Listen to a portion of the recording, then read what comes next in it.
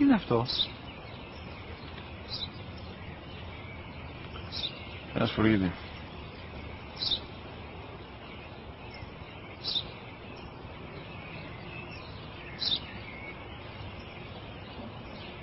Τι είναι αυτό? Μόλις τώρα στο πατέρα, σφουργίτη είναι.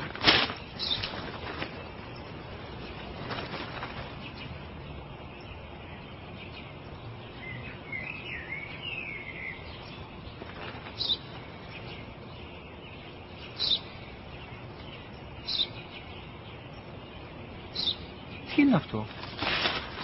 Ένα σπουργίτη είναι, πατέρα. Ένα σπουργίτη. Σπου-γι-τι.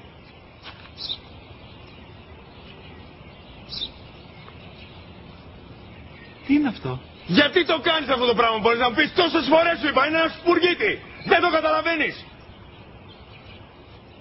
Πού πας?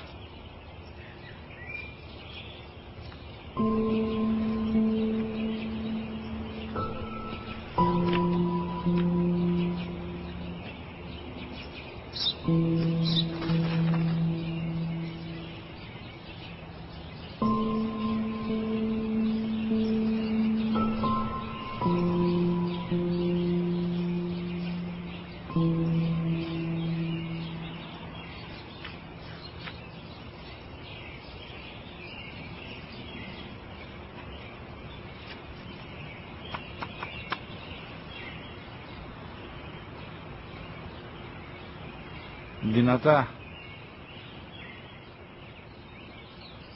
Σήμερα ο μικρός μου γιος που πριν λίγες μέρες έκλεισε τα 3 καθόταν μαζί μου έξω στο πάρκο όταν ένα σπουργίτη ήρθε και κάθισε απέναντί μας.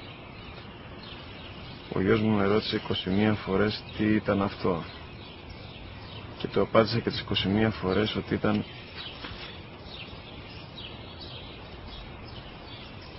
ένα σπουργίτη.